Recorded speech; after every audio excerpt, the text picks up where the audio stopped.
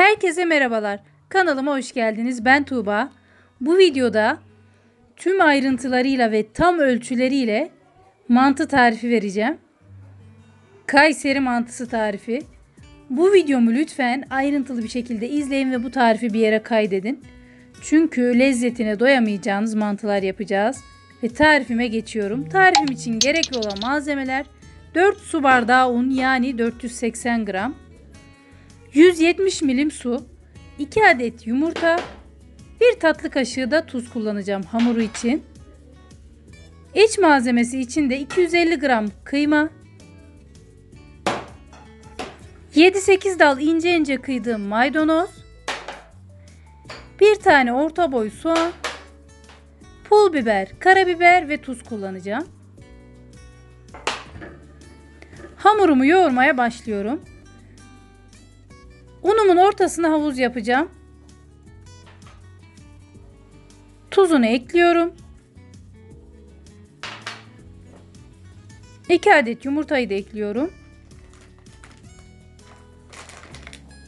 Ve azar azar suyumu ekleyeceğim. Bir su bardağından bir parmak eksik su kullandım. Hamurumun kıvamını sizlere yine yoğurduktan sonra yakından göstereceğim. Ama bu mantı tarifime kesinlikle sonuna kadar güvenerek yapabilirsiniz. Her zaman yapmış olduğum mantı hamurumu bu sefer sizler için gramı gramına ölçerek yaptım.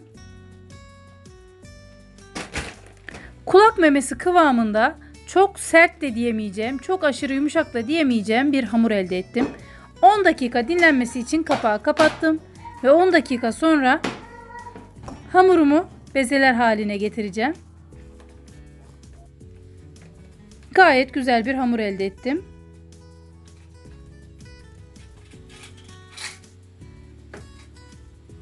Tam 4 tane beze haline getiriyorum.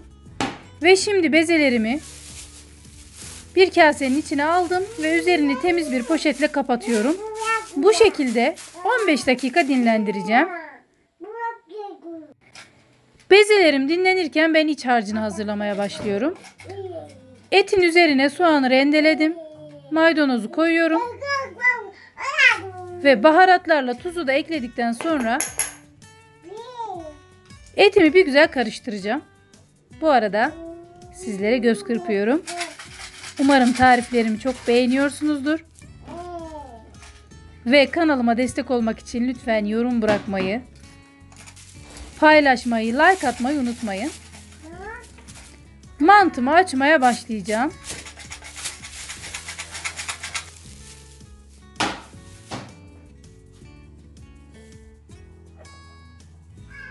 Bir kaseye un aldım ve bezemi açmaya başlıyorum.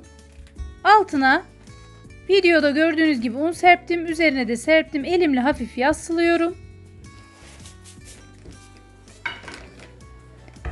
Hamurumu açmaya başlıyorum. Oklava kullanamayanlar merdane ile de açabilir. Mantı hamuru dinlendikten sonra gayet kolay açılacak bir hamur.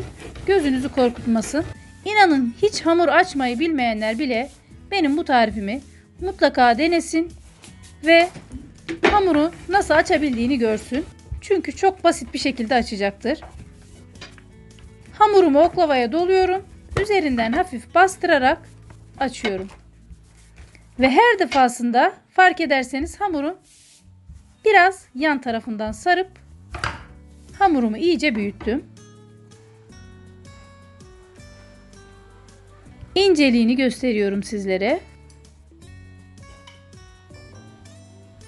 Şimdi mantıyı kesme aşaması. Oklavayla bu şekilde 2-2,5 santim kalınlığında enine ve boyuna keseceğim.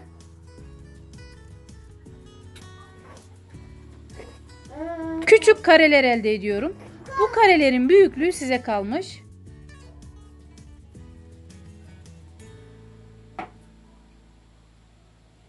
Ve daha yakından gösteriyorum size karenin boyutunu. Hazırlamış olduğum iç harcını mantı hamurumun Kesmiş olduğum küçük parçalarının hepsinin içine tek tek koyacağım. Bu işlem sizi biraz yorabilir. Fakat sonunda tadacağınız o lezzetle bence yorulmaya değecek. Mantılarımı kapatmaya başlıyorum. Lütfen dikkatli bir şekilde videoyu izleyin. Çok basit. Sadece uçlarını birleştirip kenarlarını elimle yapıştırıyorum. Bu kadar kolay.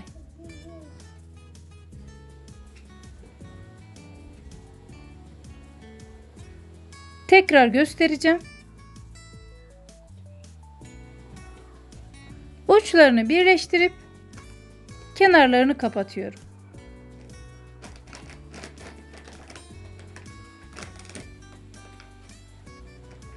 Evet.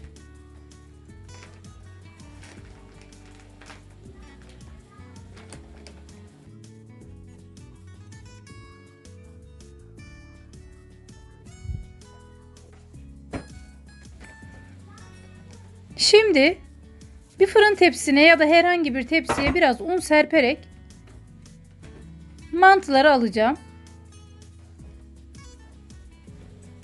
Kenarda kalan kısımları da böyle elimle ortasından yapıştırarak yine makarna gibi mantımın içerisine karıştıracağım.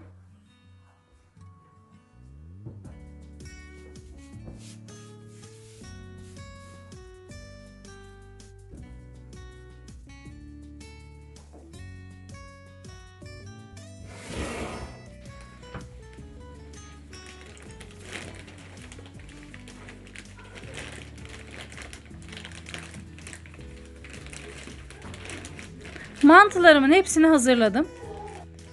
Ve şimdi pişme aşamasına geçeceğim. 1,5 litre kadar suyu tencereye aldım ve kaynadıktan sonra üzerine 1 tatlı kaşığı kadar tuz ekliyorum.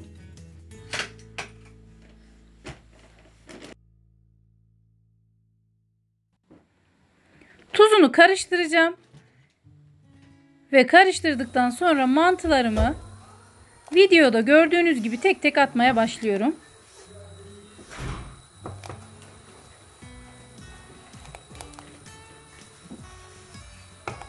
Mantınızın hepsini ekledikten sonra eğer suyu gözünüze az gelirse biraz daha sıcak su ekleyebilirsiniz.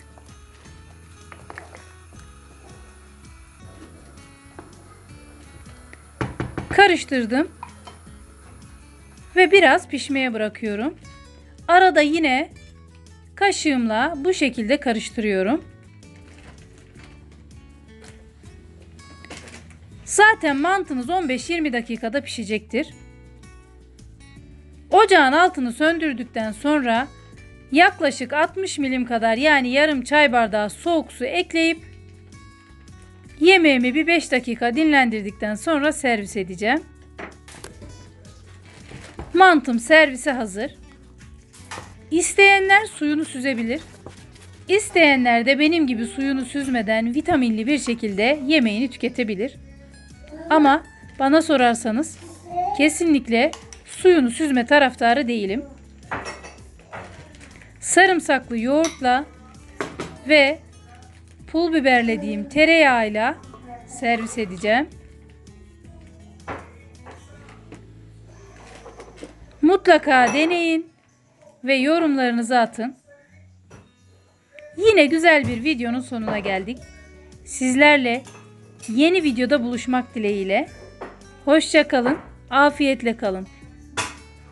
Evinizden huzur ve bereket eksik olmasın. Her şey gönlünüzce olsun.